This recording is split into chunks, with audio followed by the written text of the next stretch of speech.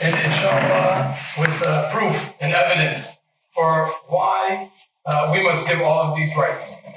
So definitely, with regards to our rights that we must give that are upon us, the first and most important right is the right that Allah subhanahu wa ta'ala has upon us. And the favors that He has done for us is enormous, and it's not to be counted. وَإِن تَعُدُّوا نِعْمَةَ اللَّهِ لَا تُحْصُوهَا. If you were to try to count the favors that Allah subhanahu wa ta'ala has bestowed upon us, you would not be able to. So His right is so great, so grand. So breaking this first right, which is the right that Allah subhanahu wa ta'ala has over us, we have a wonderful hadith that is in most of the books of Tawheed, and it is the hadith of Mu'adh bin Jabal. And it is that عن معاذ بن جبل رضي الله عنه قال النبي صلى الله عليه وسلم يا معاذ أتدري ما حق الله على العباد؟ Oh Mu'adh, the Prophet ﷺ is telling Mu'adh bin Jabal, do you know what is the right of Allah upon His slaves and His servants? قال الله ورسوله أعلم. Mu'adh said, Allah and His Messenger know best. قال, so the Prophet ﷺ said, أن يعبدوه ولا يشركوا به شيئا, to worship Him alone and not associate any partners with Him. This is Allah subhanahu wa ta'ala's right. So then the Prophet ﷺ said, أتدري ما حقهم عليه? You know what is what is the people's rights on Allah? Imagine this.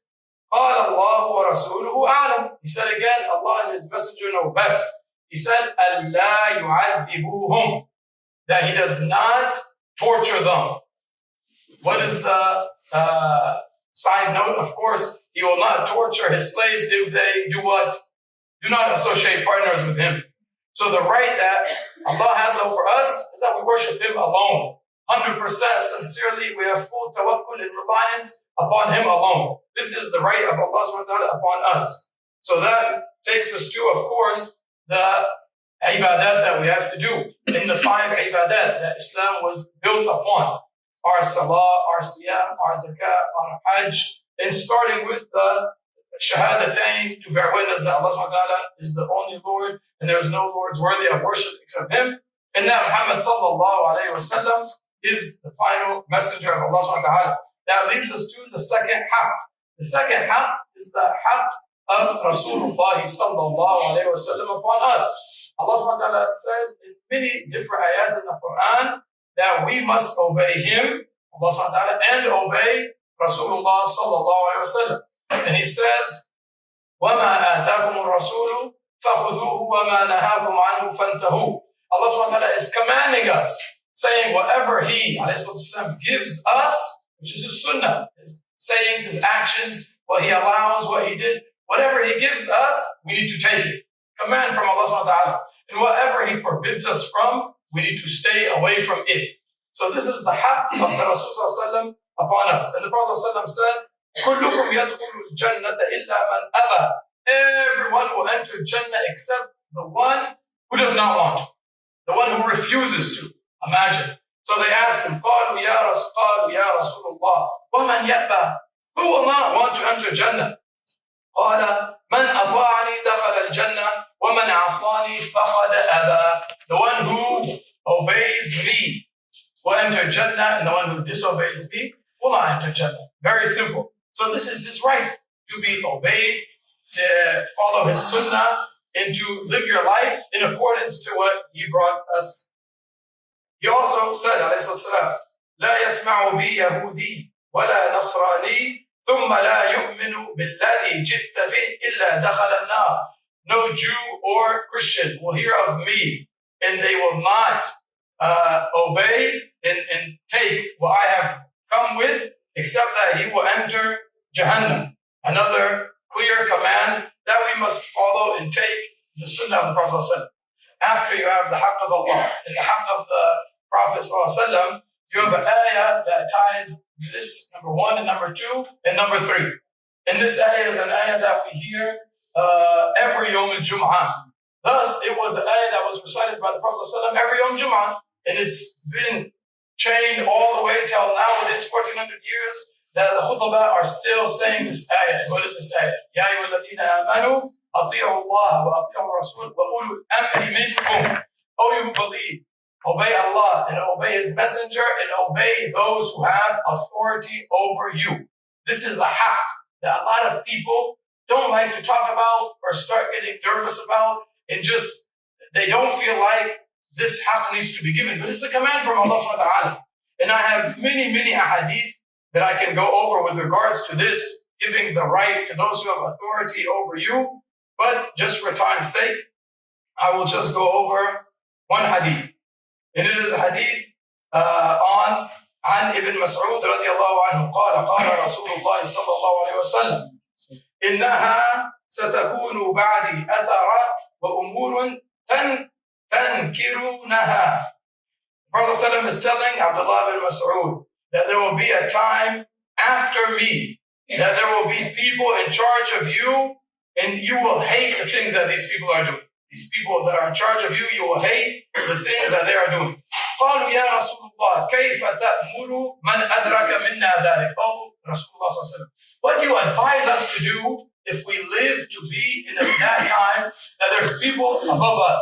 Think of all of our authorities with regards to in the school, our authorities with regards to in our country, with regards to our back home countries, all these people who have been given, whether oppressively or not oppressively, rightfully, not rightfully, the authority over us. Again, they asked, Oh Rasulullah, what do you advise us if we live to that time? He said, listen to this golden, beautiful advice. قال تؤدون الحق الذي عليكم وتسألون الله الذي لكم. This is wonderful. This is so magnificent. This is nasiha, advice that needs to be heard and spread to everyone.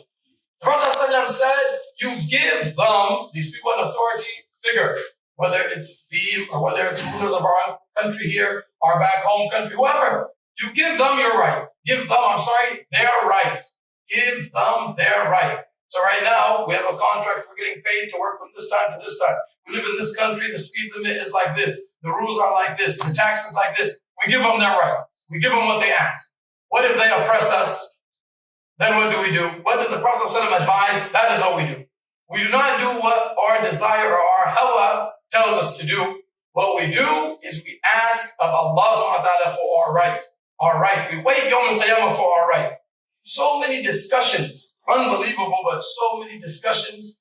You know, if I hear them, I'm sure you all hear them as well. Go on in the school about the school is not paying me my right, and the school is taking this, and this person here, and in my country, the authorities are taking the right. And it's talk.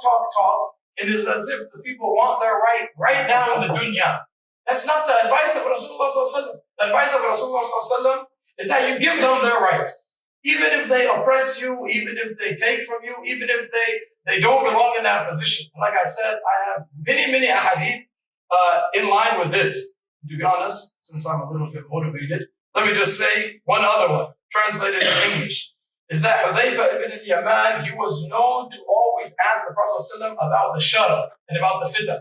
He said the other companions would always ask Rasulullah ﷺ about the good and about Jannah.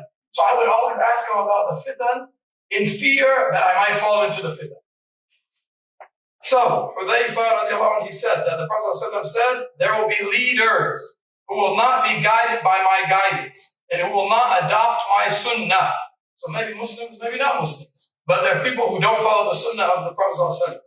There will be among them men who have the hearts of devils in the bodies of human beings. Listen to how precise. I said, what should I do, O Messenger of Allah, if I happen to live in that time? Is it possible we're living in that time? Oh my goodness. So evident. So evident. What is the advice? Go to the streets? Fight them? Overtake them? What do you think the Prophet ﷺ said? This is the advice that we all need to be open-eared and open-hearted to. He said, what should I do, O Messenger of Allah ﷺ, if I happen to live in that time? He replied, you will listen to the ruler and carry out his orders, even if your back is beaten and your wealth is snatched. وَإِنْ ضَرَبَ ظَهْرَكَ وَأَخَذَ مَالَكَ. This is oppression to the highest level. He beats you in the back and he takes your money. I don't think there's any oppression higher than that. He said, again, you listen to the ruler and carry out his orders. Even if your back is beaten and your wealth is snatched, you should listen and obey. This is a hadith in Sahih Muslim. And the other hadith I just mentioned is Sahih Bukhari and Muslim. These are authentic hadiths. Like I said, I have many more. A lot of people will say, but no, the time now is different and the rulers are doing different things. Did you hear the description that I just said? Human beings with the hearts of shayateen, devils. Their callers do not the sunnah of the Prophet. The Prophet advises to hear and obey. Why? The hikmah is so evident.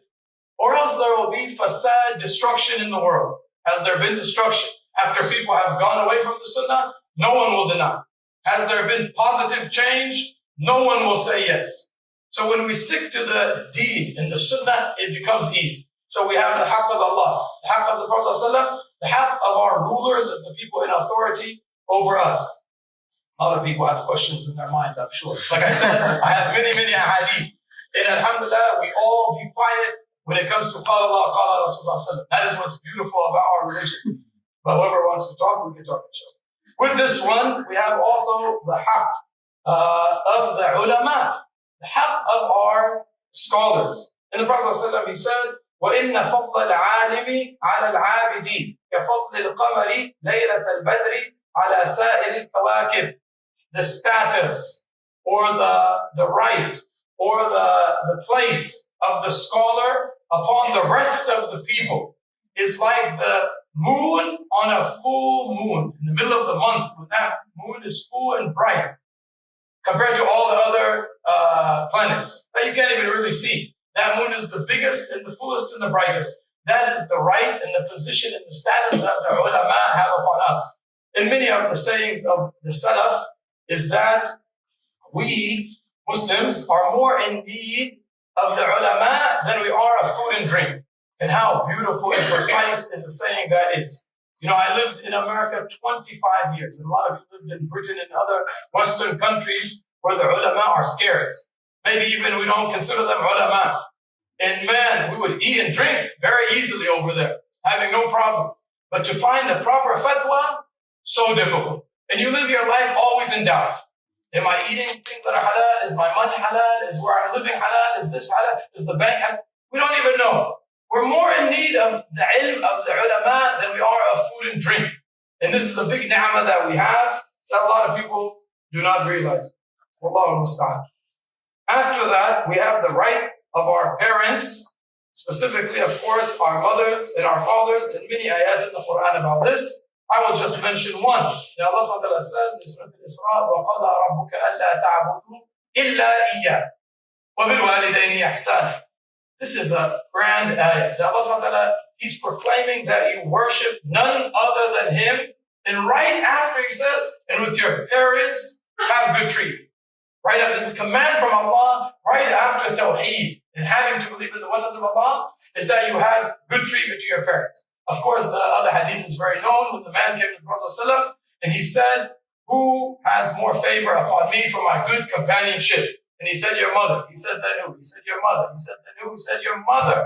He said, then who? He said, then your father. Not to belittle the good companionship that we should have of our fathers, but to show how grand is the companionship of our mothers. And in another story narrated from Abdullah bin Umar radiallahu anhu, is that he was in either Umrah or Hajj, and one man was carrying his mother on his back. And he was doing tawaf with his mother.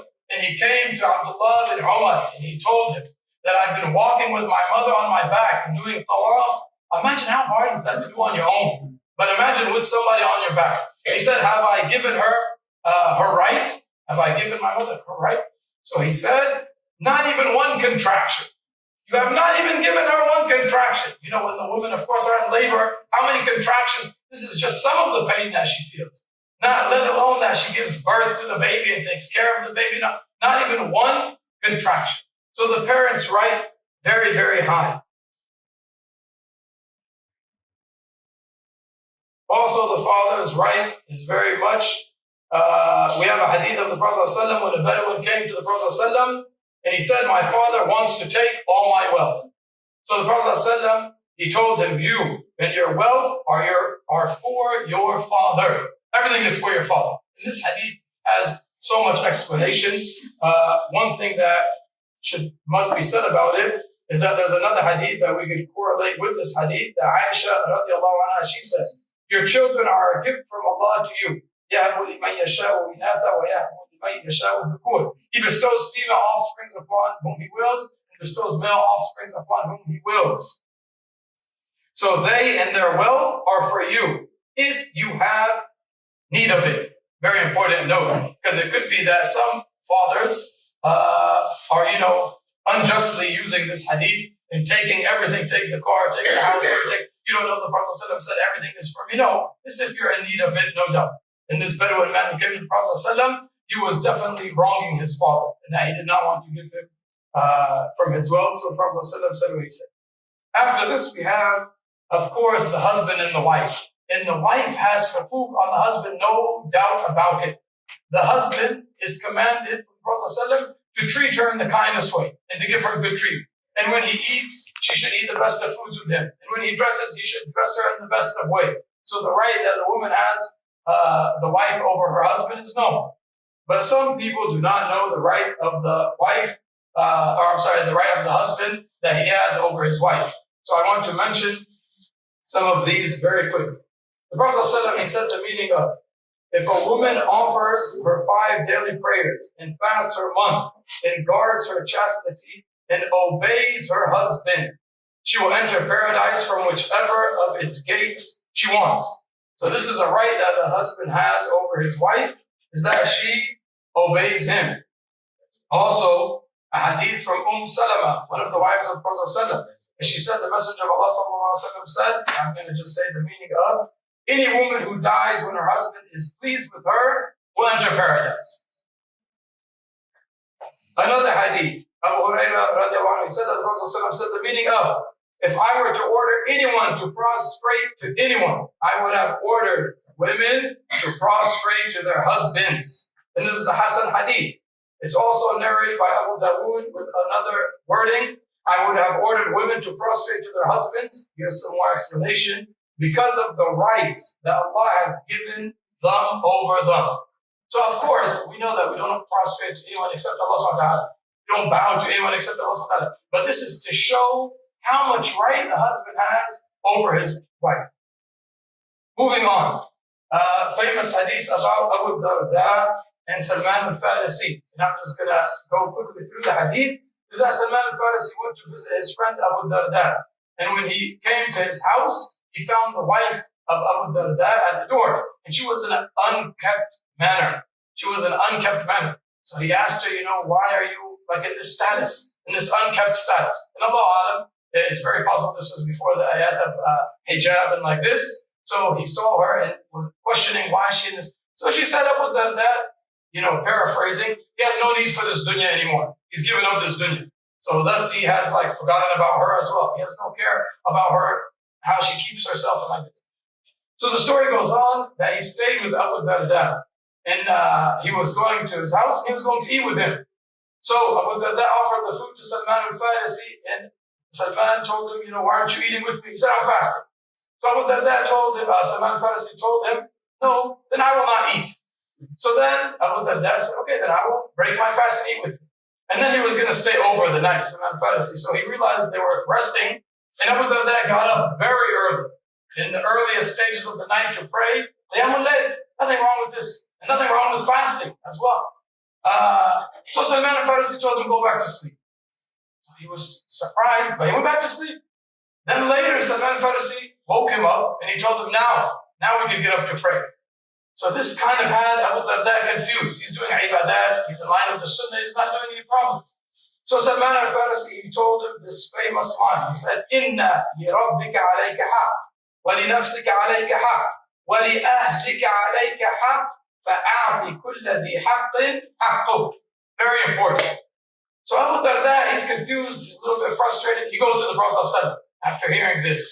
The meaning of, verily, your Lord has a right upon you, and your own self, your body, has a right upon you, and your family, specifically your wife. So give everything and everyone their due right. So when they went to the Prophet ﷺ, The Prophet ﷺ said, Sadaqa Salman. Salman has spoken the truth. So he's concurring what the Prophet ﷺ said. So is this part of the Sunnah of the Prophet ﷺ? Of course. What he said, what he did, what he concurred, what he allowed. So this phrase, very, very important. In this order even, is we give Allah His right, but we do not overdo it. Some people, they overdo it. How do you overdo it? I'm going to stay in the masjid from Fajr time to Isha, and I'm going to neglect my wife, I'm going to neglect my kids. This is not the way it is. And expect that the rizq will just come from the sky. Is this true tawakkul? It's not true tawakkul. We stay in line and we follow the sunnah of the Prophet in everything we do. And your body has a right as well. And your wife has a right as well. Moving on. The famous hadith, again, I'll just say the meaning of it, just because of time's sake, is that the Prophet said that the Muslim has on his Muslim brother now 6 rights. And when I said in the beginning probably that this talk is about the rights of the Muslims, probably this is the thing that came into your mind. This is, definitely a priority, but there is more priorities in order. So this hadith says that the rights of the Muslim upon the other Muslim are 6. The first one being, if you see him or greet him, you greet him with salam. And he should respond to the salam with equal or what's better. If he invites you, then you should respond to his invitation. If he asks you for advice, you should advise him. If he sneezes and says Alhamdulillah, you should respond with Yarhamukallah. And if he becomes sick, you should visit him. And if he dies, you should attend his janazah. Man, these are rights that we learn probably maybe the KG level or grade 1 level. But the reality is, if we really think about it, right now, there's probably a few brothers and sisters that are absent today because they're sick. How many of us even send a message to them or call them? Probably the last thing in our mind is, let me go visit them. Even maybe they're in the hospital and we don't even think about visiting them. And I'll tell you, and for those of us who, alhamdulillah, do practice this, what a beautiful, beautiful thing. When you gather like 3, 4, 5 teachers and you go visit someone who is sick, you see the smile on their face and how happy they are. It's almost as if, they instantly feel like levels better just because you've come to visit them. And when you do this, especially with your fellow teachers, you even feel the brotherhood and the companionship strengthen. Our ummah strengthen. Because al-mu'min lil-mu'min kal-bunyan yashuddu ba'duha ba'd. And then the Prophet ﷺ grasped his fingers when he said this. The believer to the believer is like a building. They support one another. This was related to this hadith. So when someone asks you for advice and you have the knowledge, give them the advice. When someone says salam, I always tell my students, even if we're taking a test, someone sneezes and he says, alhamdulillah, respond with it. Supervisor walks in the middle of the test. Don't be mad. If he says assalamu alaikum, respond to his salam. Sahih Sulaiman. No matter how many times he comes, no issue. This is his right. This is what makes our deed so beautiful. But unfortunately, some of us are coming up short in this. And I will end with one right that a lot of us maybe also neglect, including myself, but it's so, so important. And you will know why after hearing these 2 hadith. The Prophet ﷺ said, وَالَّذِي نَفْسِي بِيَدِهِ لَا يُؤْمِنُ عَبْدًا حَتَّى يُحِبَّ لِجَارِهِ مَا يُحِبَّ لِنَفْسِهِ. This is a hadith that's authentic, Sahih Muslim. Is that he said, no one truly believes, Prophet ﷺ is saying, until he loves for his neighbor what he loves for himself. We know the other hadith,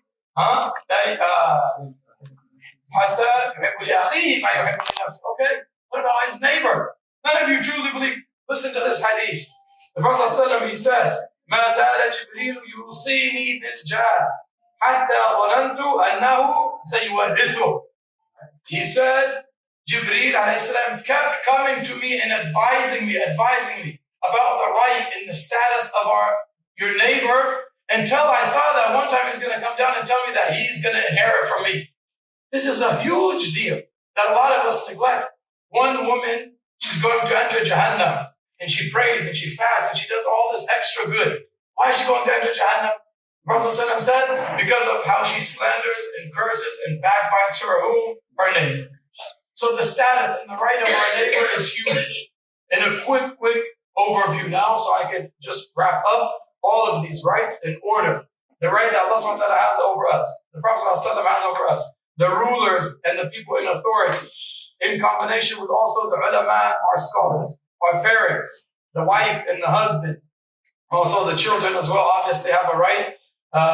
And then we said the hadith of Abu Darda and Salman al-Farisi, which it has the Lord, his right in your own self. That's the point of why I want to mention that hadith, is that your own body has a right upon you to sleep, to take care of it, and all of this good stuff. And then the rights that your Muslim brothers have upon you, and the rights finally that your neighbor has upon you. هذا والله تعالى أعلم وجزاكم الله خيرا سبحانك اللهم وبحمدك أشهد أن لا إله إلا أنت أستغفرك وأتوب إليك.